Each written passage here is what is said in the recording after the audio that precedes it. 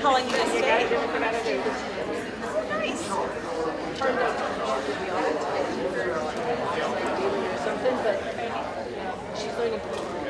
Wow, good for her. She'll be good at that. Well, welcome to our final in the French lecture series. Thank you all for coming, and thank you all for coming to all the other ones. My name is, I think last time I forgot to remind you who I was. Professor Crusades. I teach here in anthropology, but my other main gig is being lectures committee chair, but also scholarship and too many other ones to mention here. So I'm hoping that you will be able to pull off another lecture series next year, and we're going to try Russia, as I mentioned last time. So we'll see what we come up with here. We've already got some good possibilities out here. I'm introducing our speaker tonight. A number of you people have told me you're interested in, you've been looking forward to this lecture, as you should. Graeme Reid is our director of collections and exhibitions at the Museum of Wisconsin Art, and probably needs no introduction. He's given several great talks already, actually, in our series. And so I'll turn this over to Graeme.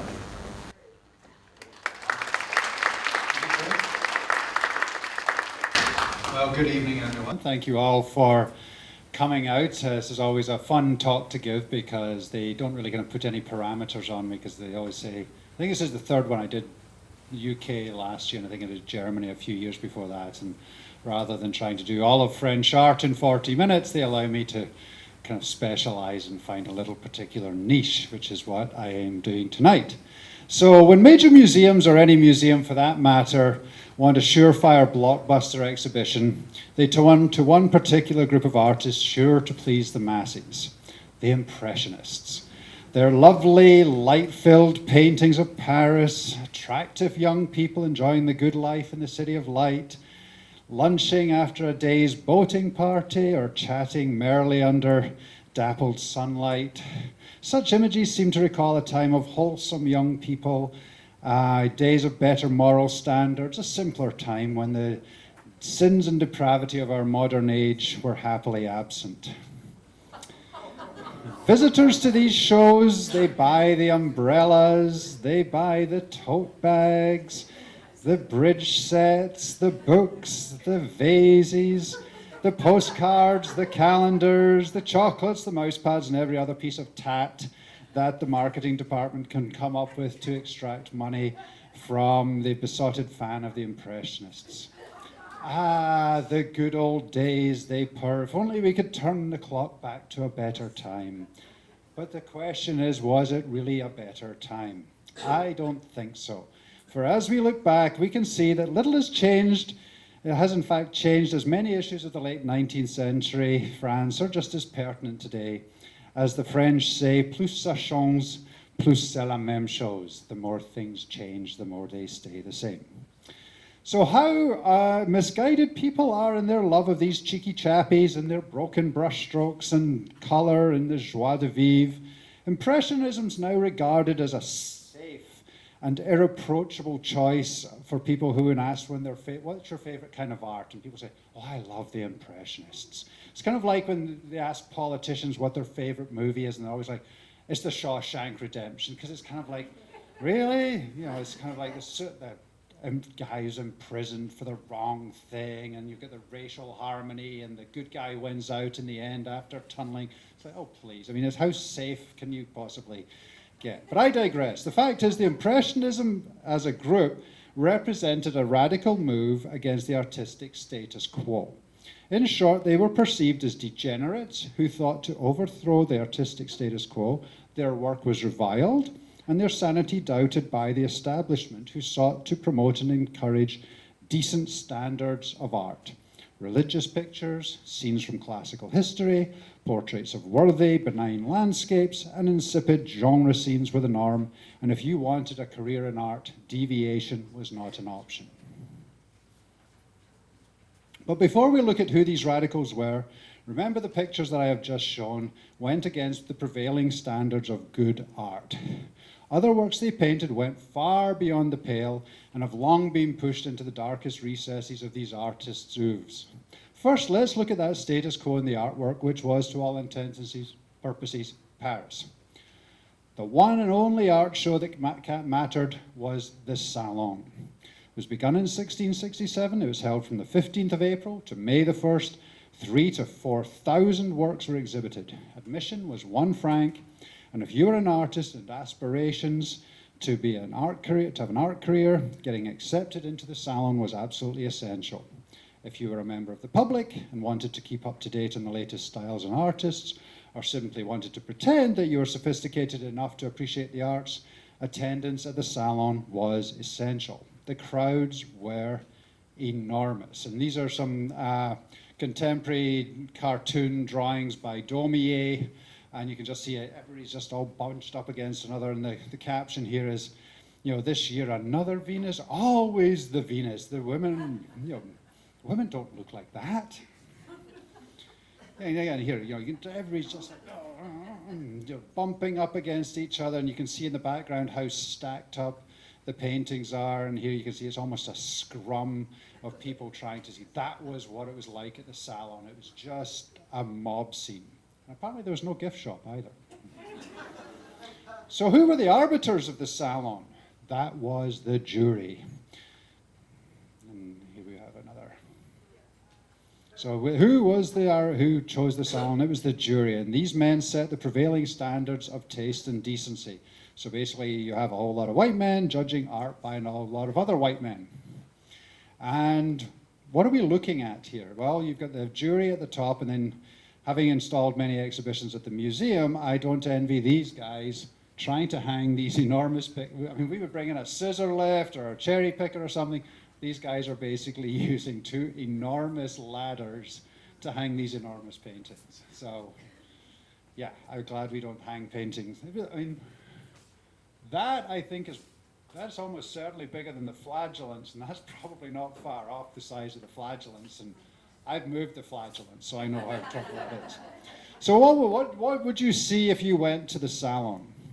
Jean Moreas described it this way: biblical beggars with black complexions, raging Abrahams, Christs as grim-faced shopkeepers, corpulent cardinals, long-suffering, wilting martyrs, scandalously mammalian and gloomy mercenaries, weeping Venuses, languid nymphs, suburban Napoleons, and an entire carnival-like repertory of the Malachi quayside, all painted in Prussian blue, bitumen, and sienna earth.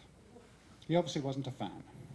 But such a description would have been applicable not only in the 1860s, but for years and years and years before that.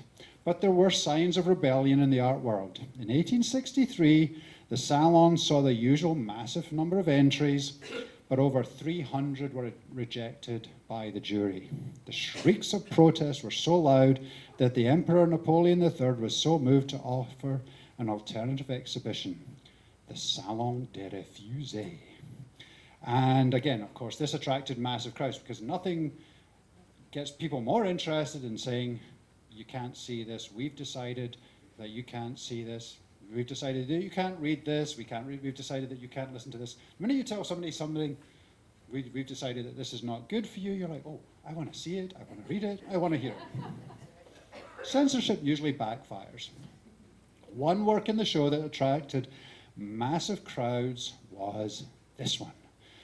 Edward Manet's Le Déjeuner sur l'herbe. There's a nude, there's a couple of men, that was, there are nudes, there are Venuses, dozens and dozens and dozens of Venuses in the Salon. Nobody batted an eye. Why was this one scandalous? One, she's not a Venus. She's just a woman sitting with 2 men in contemporary dress in the 1860s, sitting in the woods, having a picnic, and she's naked. She's not a Venus. She's not being masqueraded as a goddess. So and she's looking directly at you. People were shocked. People were absolutely offended. So, but Manet wasn't stupid. Manet knew his art history. He was pulling from classical sources. Here's Raphael, here's Raimondi, you can see the figures. He was pulling on art history, but he was putting it into a very contemporary context. But that was the thing, he was painting scenes of his own time, not some classical past of the 1860s. Guards were posted to protect that painting. People were so outraged by it. And the crazy thing is that, actually no, this is a different movie, sorry. But this picture actually still offers the ability to shock. This is actually the cover of an album that was released by a British punk band called Bow Wow Wow in the early 1980s. And you can see it's a complete rip-off of Manet's Déjeuner sur l'herbe. What really offended people was it transpired that Annabelle Lewin, the lead singer, was only 14 when she had the picture taken. So needless to say, people were all like, how old was she? So again, art history, modern context. So they're shaking things up in the art world, and on April 15th, 1874, at the studio of Nadar, actually this was, I beg your pardon, let me just go back. 2 years after the Déjeuner sur l'herbe, Manet submitted this to the Salon, and the outrage was even greater. Quote, Manet has made himself the apostle of the ugly and the repulsive, one critic said. Another chimed in, people crowd around Monsieur Manet's rancid Olympia, as though they were at the morgue. When art descends as low as this, it does not deserve even a note of censure. The ironic thing is this is now in the French National Collection, and it is not even, it's considered such a national treasure it is not even allowed to leave the country. So this painting that was so reviled in 1865 is now not even allowed to leave the country. They cherish it that much. So things are shaking up in the art world, and on April 15th, 1874, at the studio of Nadar. He was a photographer on the Boulevard de Capucines, and it was the first exhibition of the Société Anonyme Coopérative des Artistes, Peintres, Sculpteurs, Graveurs, or in English, the Association of Painters, Sculptors, and Engravers. Not a rather bland name for any organization. It's not terribly imaginative. And there were 35 artists. They exhibited 165 works over 1 month. 30,500 visitors came to check them out. By comparison, 400,000 visitors went to the Salon in 6 weeks. This group did eventually get a name, and it wasn't complimentary. Louis Leroy, who was a critic at Le Charivari, reviewed the show and wrote that the paintings were, quote, horrible, stupid, and dirty things, paintings slow, totally lacking in common sense. The review was entitled, quote, Exhibition of the Impressionists, and the name stuck. There's Nadar. And it's interesting, here's Nadar, the photographer, and you can kind of see the craze for photography. Every building down below has got like photography. It was such a craze to have your picture taken. And then also just look at the way Nadar is depicted. He's kind of depicted as this crazy guy up in a balloon with his camera and his hat's falling off. And it kind of just goes to show the kind of the attitude towards the new technology of photography. It was kind of crazy. But how poorly, the work of the Impressionists was incredibly radical. So here's Impression Sunrise by Manet, quite possibly the painting that gave the whole movement its name and the one that Louis Leroy derided so much. But the work of the Impressionists were radical because it was contemporary in its subject matter and it broke with tradition in its use of color and technique. Their work challenged the public to look at their world through different eyes and realize that the changes that were taking place architecturally, industrially, and within society.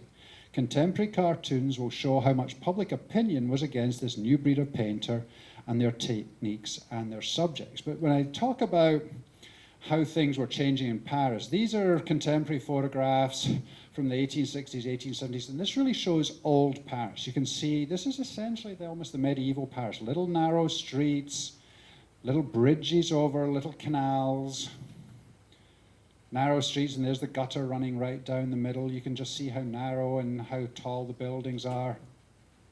And then you had Baron Haussmann, who came in and decided to put in what we kind of know as Paris today, the wide boulevards of Paris. So a lot of the old Paris was also being knocked down at the same time as the Impressionists are coming on the scene. And here's the Nouveau Plan de Paris Monumental. And it's all big, wide streets. A lot of the old buildings are being completely wiped away. So this is happening at the same time as the Impressionists are painting. But as I say, the Impressionists, how were they regarded? Here is a contemporary cartoon, the Impressionist painter. And my French isn't that good, but it's something like, Madame, for your portrait, you're going to have to lose a whole lot of weight, and would you basically mind spending some days at the bottom of a river? So they're kind of clearly suggesting that, an impressionist paints a portrait of somebody and it looks like a corpse. But look how the impressionist is depicted. The wild, crazy hair. He's kind of depicted, the brushes. He's kind of depicted kind of like Nadar, kind of like the crazy madman. Here's another cartoon where basically they're saying, the French are fighting the Turks, and if you want to scare the Turks, all you do is show them an impressionist painting, and they're just going to turn around and run, and they're going to run in terror. I'm like, oh my God, is that a Manet? I'm going to run in the opposite direction.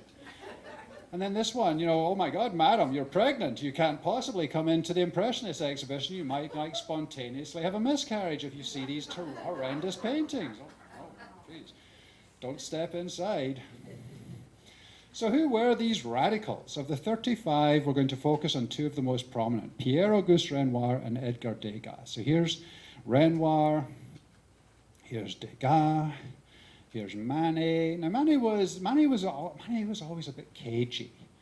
He showed with the Impressionists, he was friends with the Impressionists, but at the same time, and his art was very radical. You had Olympia, you had Degas, but he really also so he had one foot with the Impressionists, but at the same time, he really kind of craved acceptance by the Salon.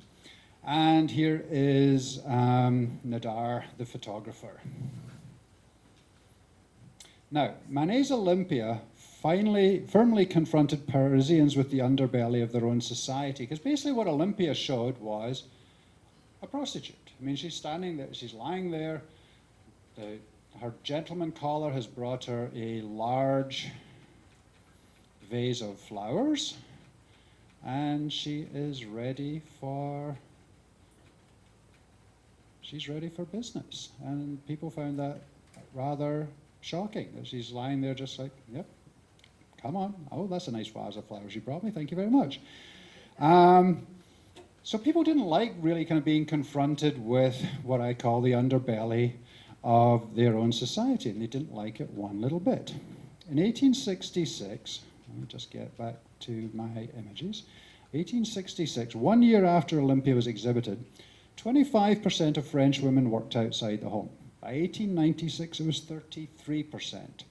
This was not for double income, better lifestyle reasons. It was absolutely necessary for the maintenance of a basic standard of living. All able-bodied members of a household were needed to contribute. Contemporary author Émile Zola's Rougon Macquart series of novels of mining families bear this out, with only the youngest, very youngest children avoiding the workforce. In cities and towns, many young women worked in three professions: textiles, the garment industry, and domestic service. The problem was wages barely covered subsistence living, especially if one was expected to send money home to the countryside or travel to work was necessary. Low pay, little prospects for advancement, and poor job security left women with three options: prostitution, cohabitation, or suicide. Millinery and laundry were typically low-paid professions, and here's millinery, and laundry. Average pay was between 2 to 4 francs a day. The average working man earned about 1,500 francs a year. So do the math. 2 francs a day for a 6-day week is 620 francs a year. 4 francs a day is 1,240 francs a year. Taking into considerations the food costs of the period, it's been estimated that a single woman, even subjecting herself to the most austere budget, would have 40 centimes a day to cover all necessities other than food. A woman earning 3.75 francs a day would be over 200 francs short by the end of the year. Other low-paid professions included flower girls, laundresses, seamstresses, hairdressers, and chambermaids. And for most women, these professions were not play acting in childhood. And here's a kind of drawing from the time period of little girls kind of playing, flower girl, laundress, seamstress, hairdresser, milliner, chambermaid, and they kind of have the luxury of, this is play acting for them, whereas for a lot of women, this was their real life. Barmaids were another very low-paid profession, but one that had a unique working environment, a social scene where merriment, drinking, and close relationships were sought. Cafes were the social hub of Paris in the late 1860s. A new kind of drinking establishment emerged, the Brasserie des Femmes. Here, women replaced the traditional male-dominated staff. This is the famous painting by Manet, and this painting's been subject to so much analysis over the years because the reflection doesn't quite square up. If that's a mirror behind her, then her reflection would not be off to one side. But again, if you look at it this way, we're kind of in the point, we are, as a viewer, we are kind of the man in the top hat approaching the barmaid. And are we approaching her for a drink, or are we approaching her for something else? And here's another one at the Café Concert. You've got the stage in the background, and you can see you've kind of got different clientele. In this one, you've got a gentleman smartly dressed with a top hat. Here you can see it's going to be a much more of a working class clientele. And these establishments became what was inevitable given the wage and employment status of women. They became clandestine brothels. In 1878, there were 3,991 registered prostitutes in Paris. 1,343 worked in maisons de tolérance, and 2,648 were listed as independents. The number of unregistered prostitutes is unknowable, but likely considerable.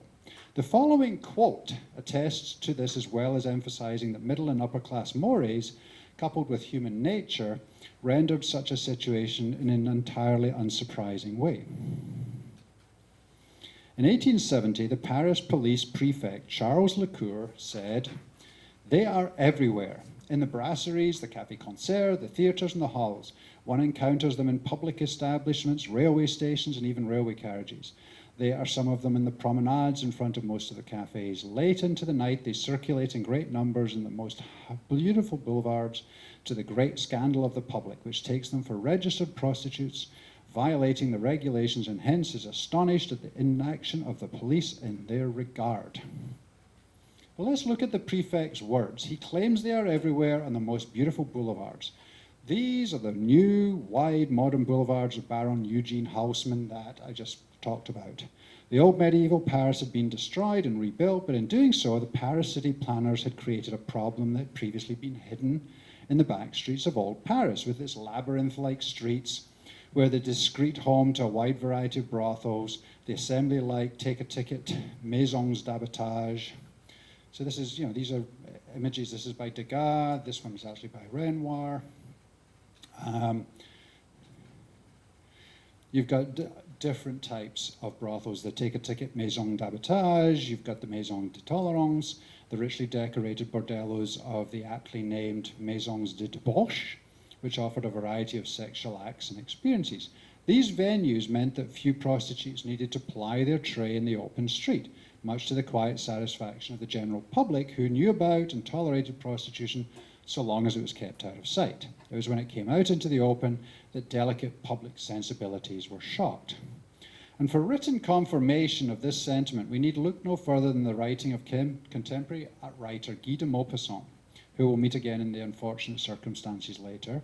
In his story, Madame Tellier's Establishment, he writes of a brothel in Normandy, which is frequented by all the respectable men in town, the former mayor, the banker's son, and the tax collector.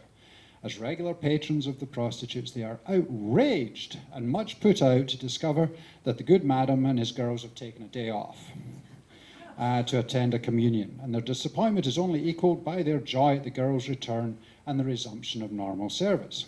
Emile Zola's Nana was about a prostitute who transcended her lowly origins to consort with men of the upper classes, and the hypocrisy of society that simultaneously abhorred and condemned such activity. So these are also by Degas. These are actually monoprints inside the brothels. And Toulouse-Lautrec, you can see the women waiting around, waiting to get health inspections. And here is Manet's Nana, and again, down the side there, you've got the gentleman immaculately dressed in formal evening wear, and again, Nana is looking directly at the viewer saying, you know exactly who I am, you know exactly what I do, and yet your hypocrisy is quite incredible. But why were there so many prostitutes? Regardless of class, education, and background, French women had one thing in common during this period. All were legally minors. The law was utterly stacked against them. No paternity investigations were allowed, yet maternity tests were. Adultery by a male was subject to a slap on the wrist fine, and only if the deed took place within the marital home. For women, the location was irrelevant, imprisonment and a fine were mandatory. If this inequality was not enough, a husband discovering his wife in flagrante delicto had the right to kill both parties on the spot. Women had two options. They could become ménagères, housewives, or courtesans, harlots. This produced a catch-22 situation. If the middle-class woman lived up to the chaste, motherly domestic ideal and didn't want a large number of children, she risked sending her husband into the arms of the prostitute and the attendant dangers of venereal disease. If she sought an extramarital affair, she risked everything. And where were the bars and the prostitutes? There's a good chance alcohol is involved. One common and popular drink during this period was absinthe. Here's a couple of images. On one hand, we have the absinthe advert, which is, again, kind of interesting because you've got the woman. Absinthe is always notable because when you add water to it, it turns this kind of very minty green color. And you can kind of see, she's kind of sipping at the absinthe, and the gentleman is pretty kind of leering at her, like, go on, drink it, drink it. And then on the other hand, we've got a painting by Degas of a couple sitting in a bar, and there's the glass of green absinthe in front. So on one hand, the advertisement seems to kind of suggest, it's there's something you should do. On the other hand, the Degas painting kind of just shows this woman kind of slumped there, like, oh, I'm struggling. Maybe she's half drunk and she's sitting with her friend. They're not even communicating. It's kind of the other side of the coin. And in fact, in 1862, Alfred Delvaux wrote about absinthe, "The drunkenness it gives doesn't resemble any other known drunkenness. It is not the heavy drunkenness of beer, the fierce drunkenness of brandy, the jovial drunkenness of wine. No, it makes you lose your footing right away.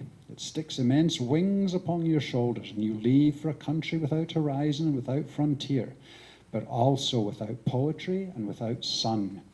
You think you are headed towards infinity, like all great dreamers, and you are only headed towards incoherence." And absinthe was actually known as the Green Fairy, La Fille Verte, and its influence was seductive. And here you've kind of got a painting from 1895, and the man's drinking absinthe, and here's this green fairy kind of like creeping up behind him, about to kind of, take over him. She's going to cover his eyeballs and, lead him who knows where. It's the kind of that influence as you're drinking the absinthe, and the green fairy will come and get you. And here Degas, but Degas also shows us one of Impressionism's darkest underbelly. Gone are the happy laughter, the jovial company, the dappled light, and this is, here's Renoir showing, this happy gathering of people with you can see the beer and the wine glasses down there, but everybody's having a good time. Here's Toulouse-Lautrec, kind of showing the other side of the coin, the kind of slumped over, the kind of the morning after hair of the dog.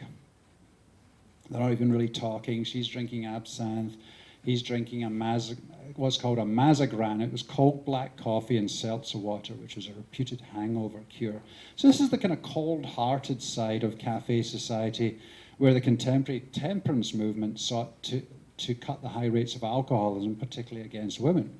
In Émile Zola's L'Assommoir, Nana's mother, who's a laundress, just like those depicted by Degas, is an alcoholic, and her daughter later becomes a prostitute. So even the contemporary literature of the day dealt with the underbelly. Now, one of the other highly popular genre scene subject matter in Impressionism is, of course, ballet dancers.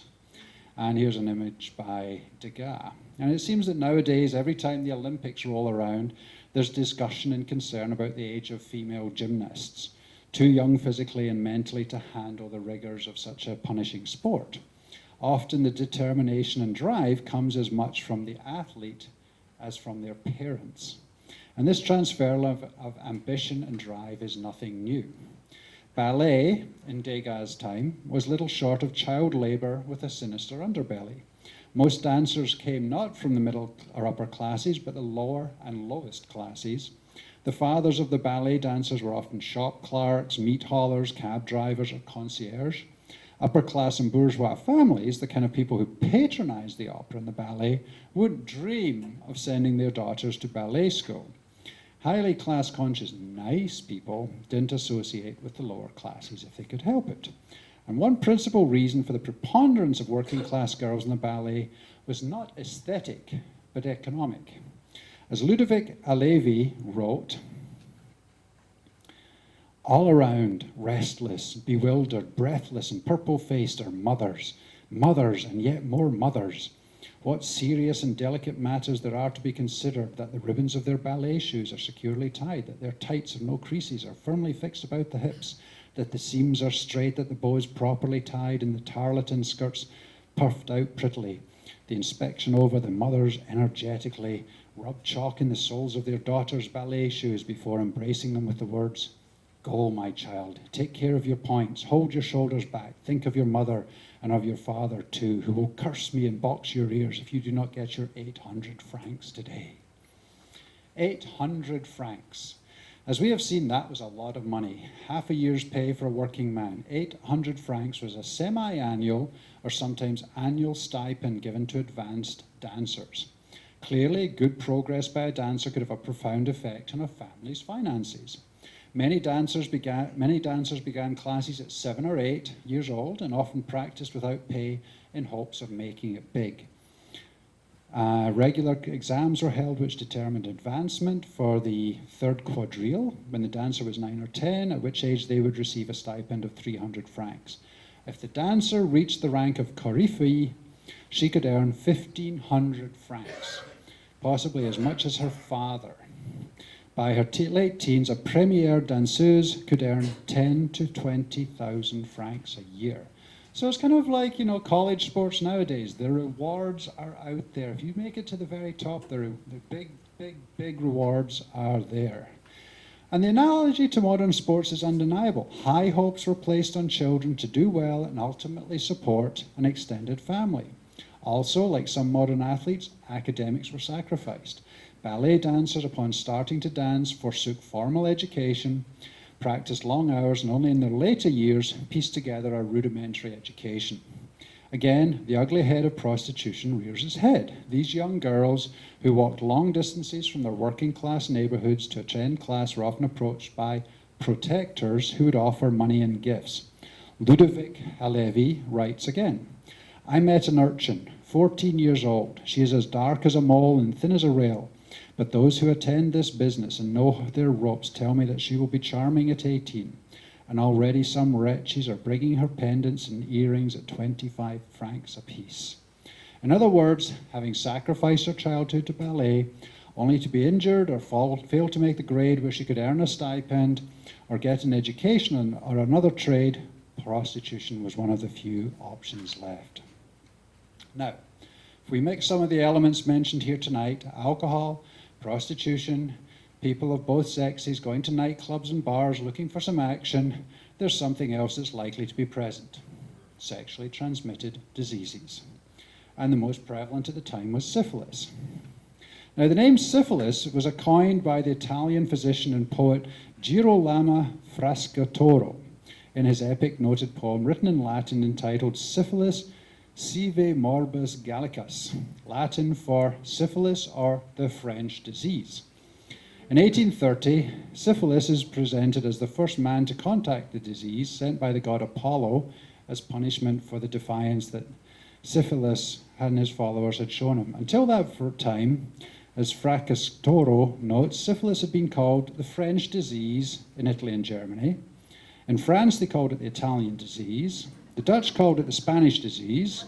The Russians called it the Polish disease. The Turks called it the Christian disease, or the Frank disease, and the Tahitians called it the British disease. And these national names were due to the disease often being present amongst invading armies or sea crews due to the high incidence of unprotected sexual contact with prostitutes. It was also called the Great Pox in the 16th century to distinguish it from smallpox. And in the early stages, the Great Pox produced a rash similar to smallpox. So you can see it could actually have some rather unpleasant symptoms. Why did men not use condoms, you say? Well, early condoms were made of linen. Condoms during the Renaissance were made out of intestines and bladder. In the late 15th century, Dutch traders introduced condoms made from fine leather to Japan.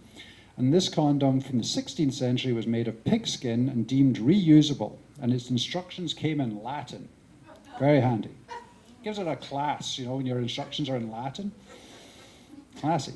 Before use, it was suggested that it be dipped in warm milk to prevent diseases, and from at least the 18th century onwards, condom use was opposed in some legal, religious, and medical circles for essentially the same reasons that are given today. Condoms reduce the likelihood of pregnancy, which some thought immoral or undesirable for the nation. They do not provide full protection against sexually transmitted infections, while belief in their protective powers was thought to encourage sexual promiscuity, and they were not used consistently due to inconvenience, expense, or loss of sensation. So not much changed. But despite some opposition, the condom market grew rapidly. In the 18th century, condoms were available in a variety of qualities and sizes, made from either linen treated with chemicals or skin, which were bladder intestines, or animal bladders or animal intestines, softened by the treatment with sulfur and lye. And they were sold at pubs, barber shops, chemist shops, open-air markets, and at the theatre throughout Europe and Russia. And they later spread to America, although in every place they were generally used only by the middle and upper classes due to the expense and the lack of sexual education. So given these circumstances, syphilis was unsurprisingly quite prevalent, and several major figures from this period succumbed. We have Monsieur Edward Manet, painter of Olympia. We have Guy de Maupassant, the writer and commentator of contemporary French society, died of it. Franz Schubert, the composer, died of it. Paul Gauguin, the artist with a taste for the exotic, died for it. And Charles Baudelaire, the French writer, died of it. So just before the Impressionists got started revolutionizing painting, another development took place that had profound effect on exposing the underbelly of 19th century French culture. In 1826, the photograph was invented. The earliest accepted image is Nicephore Nietzsche's view from a window at Grasse.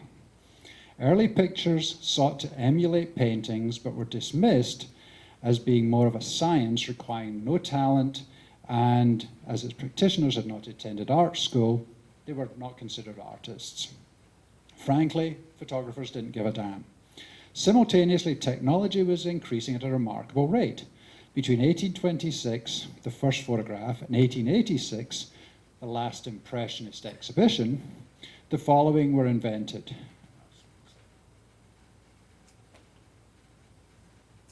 The following things were invented between 1826 and 1886. Thermostats, lawnmowers, automatic revolver, steam shovel, braille reading system, electric telegraph, carbon electrode battery, giant telescope, sewing machine, microfilm, gas engine, reinforced concrete, dynamite, margarine, typewriter, and this stapler. The general public marveled at photography with its true realism as opposed to its viewpoint of the artist, and portraits were a very popular subject for early photographers. Probably from around 1860s, 1870s, I'm sure you've also seen all the photographs that Civil War soldiers took in this country before they went off. You know, they couldn't afford to have their portrait painted, but they could afford to have their photograph taken. Painted portraits were expensive and out with the means of regular folks who wanted a keepsake of their beloved. However, just as modern technology, the internet, it was hyped at a marvelous source of global information and education, has become home to a global marketplace of porn and perversity.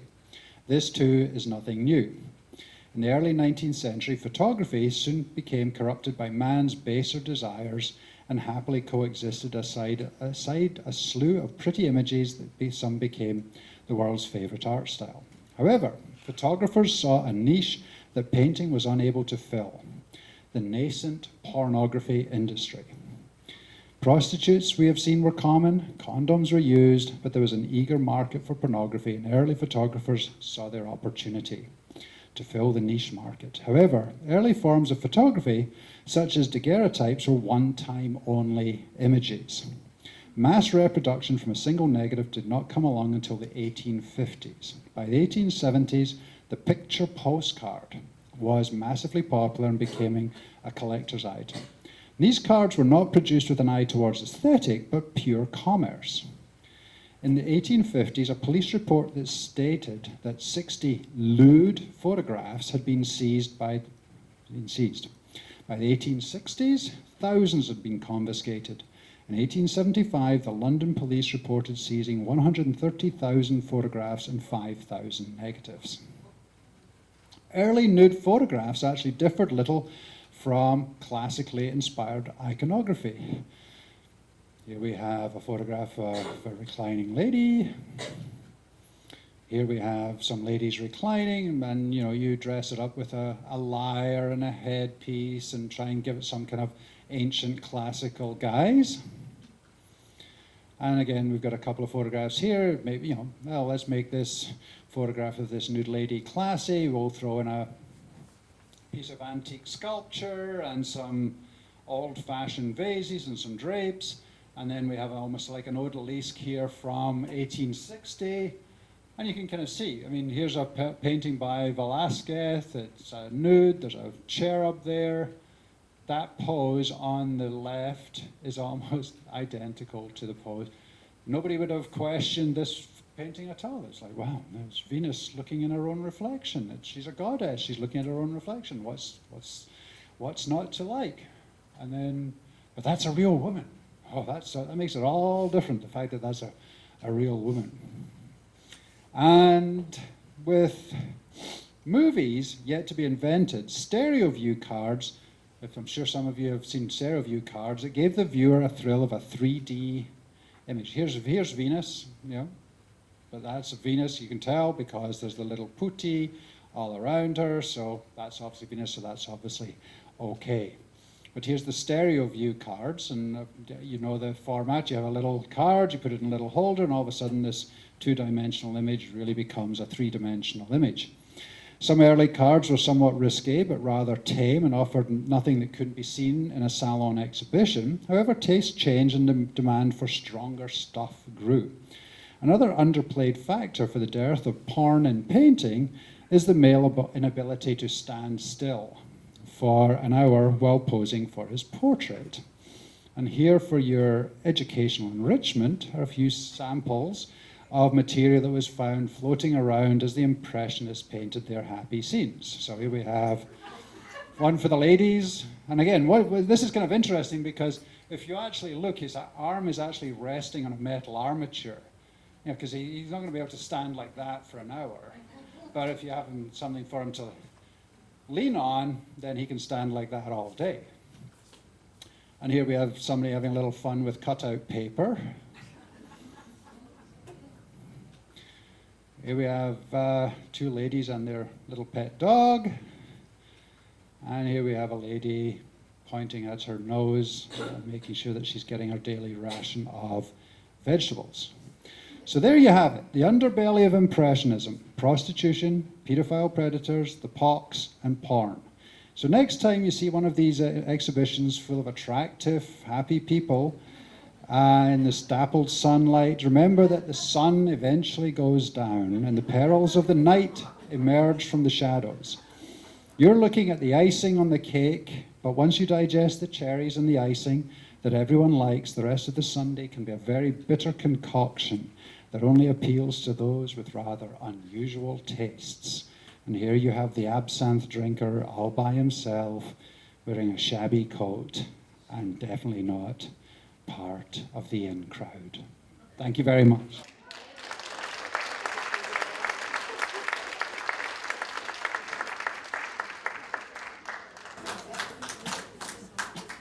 Questions?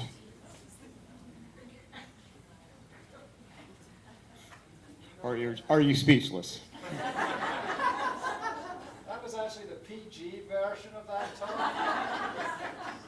There's actually an X-rated version out there that...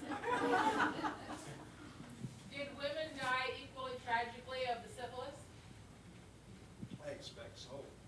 I mean, the cures were pretty lame. I mean, that's the thing. You've got that. There was that one picture I showed of, I think it was Toulouse-Lautrec, of the women. Because Toulouse-Lautrec actually spent a great deal of time living in several brothels. Yeah, just bring the microphone up to you. Yeah, Toulouse-Lautrec actually spent time living in brothels, and he remarked on the fact that that was the reason for having kind of official brothels. That way, the women who lived there could be checked, and somebody was looking after them, looking out for them, and they could get rather regular health inspections as well.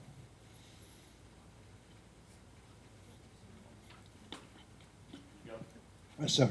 What was the treatment for syphilis? I think it involved mercury. It did. Yeah. Just exactly what you want to be putting on your private parts is mercury. I think it was either mercury fumes.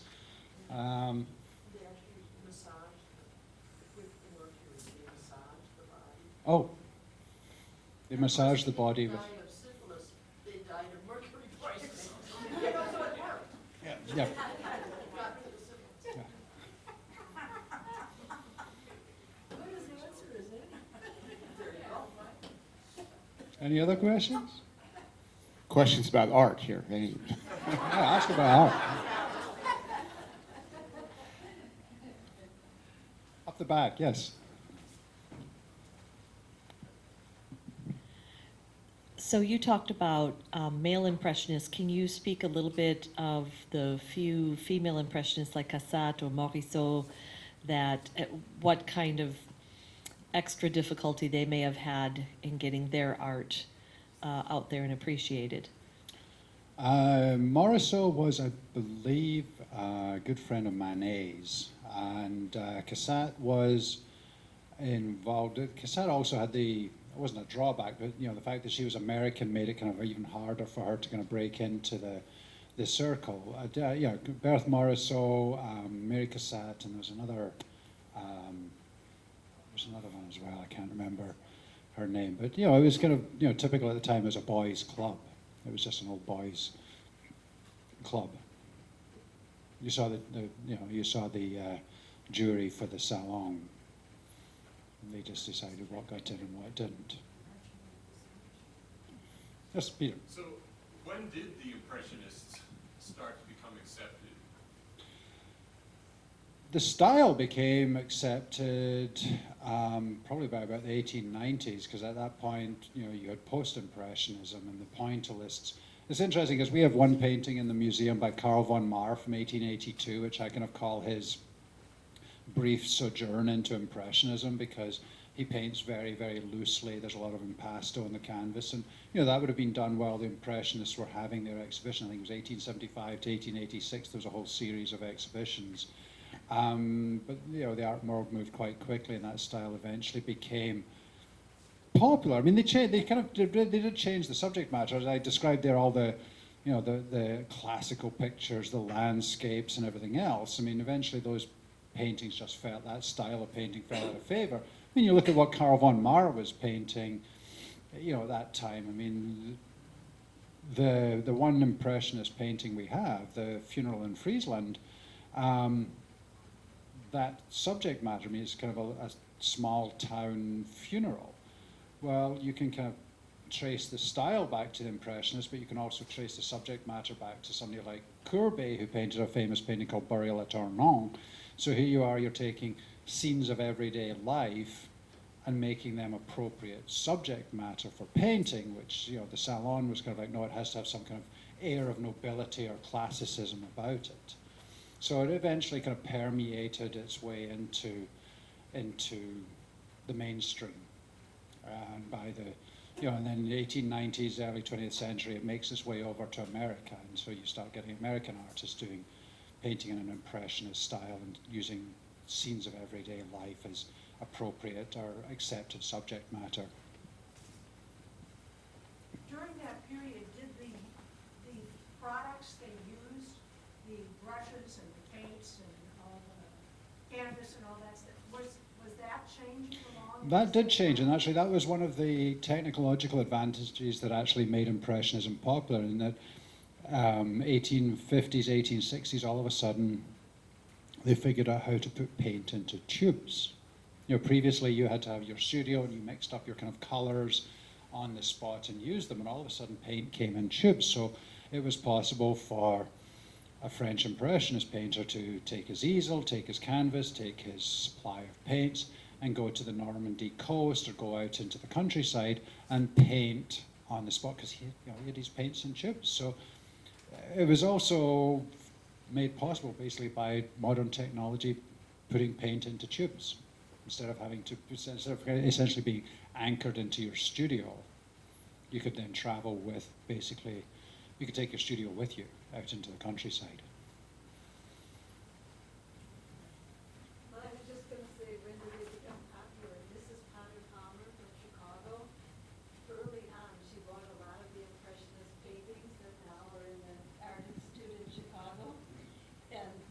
And a friend of mine was at the Art Institute, and she heard two French women looking at the Impressionist paintings at the Art Institute in Chicago, and one of them said, "Ils ont tout volé, ils ont tout volé." In other words, the Americans stole all the Impressionist paintings. That's what the French people said. Well, I know when Alfred Barnes, famous Dr. Barnes in Philadelphia, somebody once said, now I know, somebody I knew went to see the Barnes collection, they also kind of said, oh, now I know where all the bad Renoirs went, because I think Barnes came in and I think the dealers saw him coming, as I basically buy one, get one free. They saw this American coming with a big open checkbook, and they were more than happy to sell these things to the Americans. All right, well, thank you all Any very other much questions? for coming. Thank you. Thank you for coming. Thank you. Safe trip home.